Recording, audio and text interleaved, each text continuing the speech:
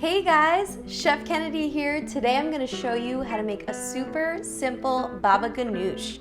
Alright, well, I already roasted this eggplant whole. I just used a fork and pierced some holes in it, then roasted it for 45 minutes at 450 degrees.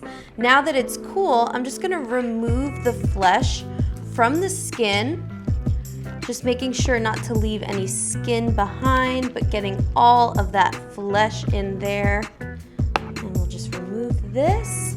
And now what we're gonna do is we're gonna add in 2 tablespoons of tahini. Yum.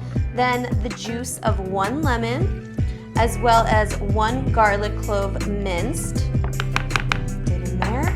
And then a half of a teaspoon of salt. And we're just gonna give this a good mix here. Now you can absolutely use a food processor or blender if you'd like. That's gonna leave you with a more refined product. This is gonna be more like rustic Baba Ganoush moment.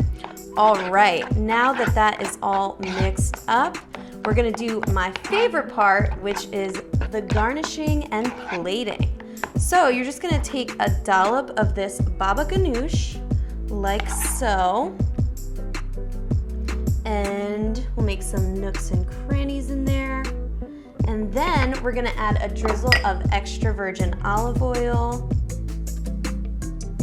Bam!